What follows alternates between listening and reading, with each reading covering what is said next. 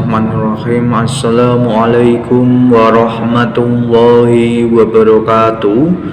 Puji syukur kehadirat Allah Subhanahu wa Ta'ala yang telah melimpahkan rahmat serta hidayahnya sehingga kita bisa mendengarkan ceramah ini.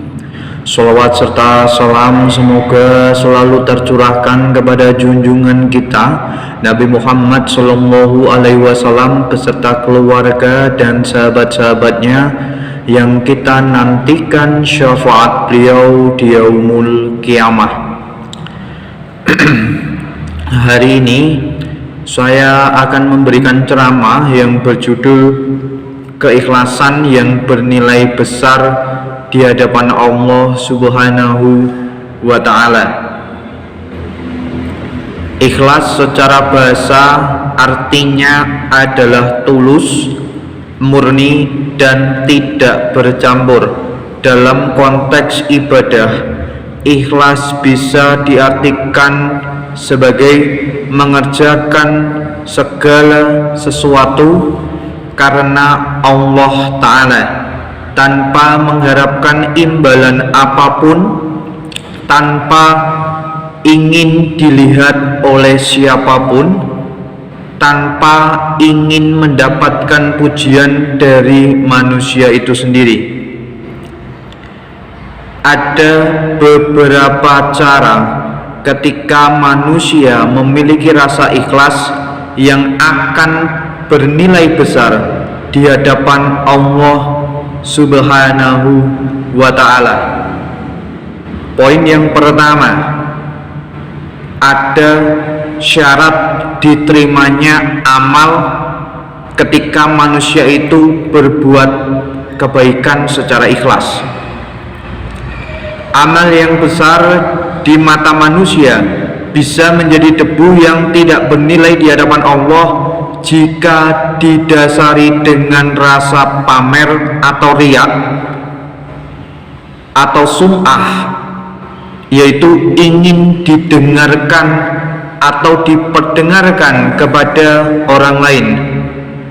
Sebaliknya, amal yang dikira remeh bisa mendapatkan pahala yang sangat besar jika dilakukan dengan rasa ikhlas, tidak pamer, dan tidak ingin dipuji oleh manusia yang lain.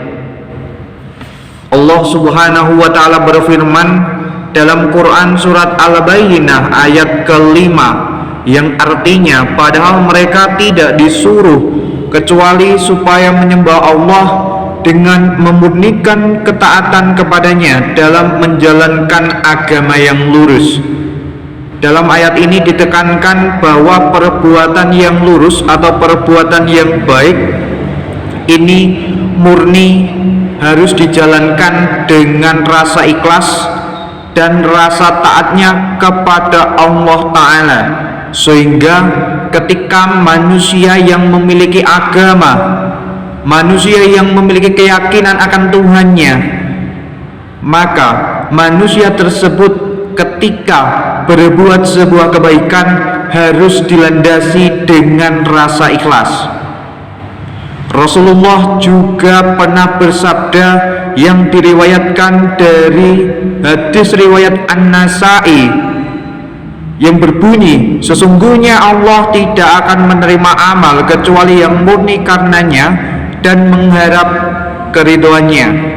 Sebagai contoh, ketika ada seseorang memberikan atau menyisihkan sebagian hartanya untuk diinfakkan di kota amal, maka ada sebagian orang yang menutupi tangannya ketika sebagian tangannya lagi memasukkan uang atau harta benda ke dalam kota amal tersebut.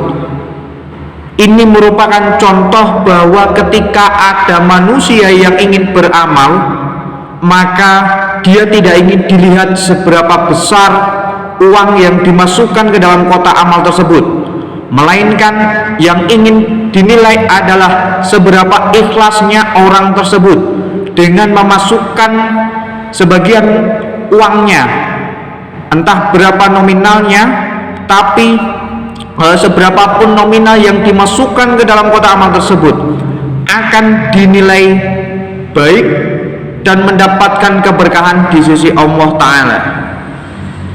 Kemudian poin yang kedua yaitu tentang keutamaan orang yang ikhlas.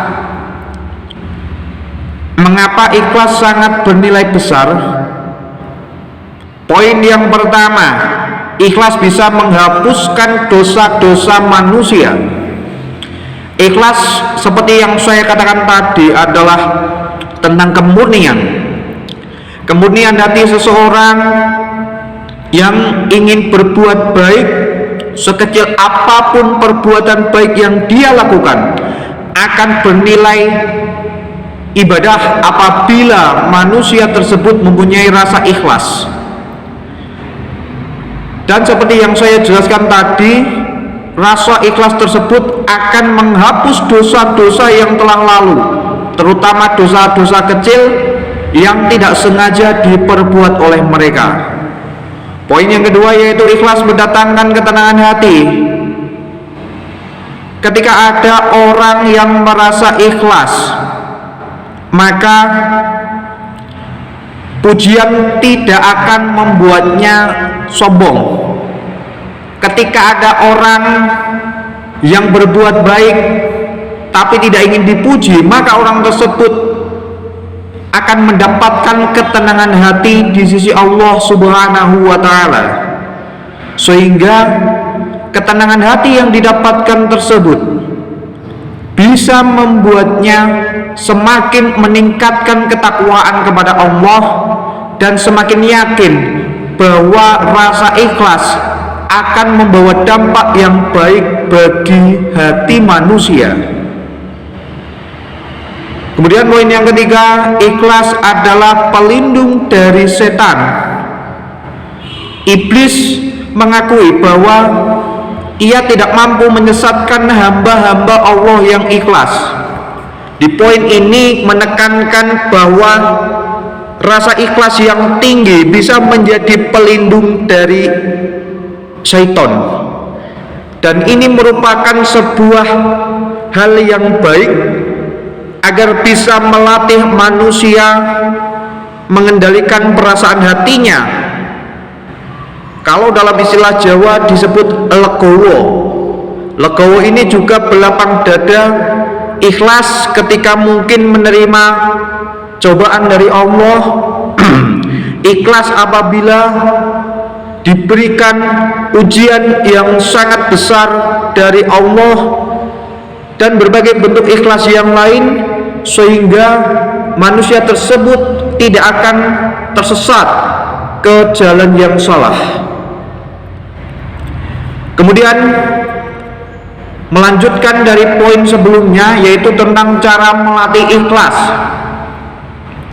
Ada beberapa cara untuk melatih rasa ikhlas yang ada di dalam diri manusia. Yang pertama, luruskan niat sebelum beramal. Niat ini penting ketika kita ingin berbuat sesuatu, entah dalam perbuatan baik maupun perbuatan yang buruk, itu pada dasarnya dilandasi dengan niat.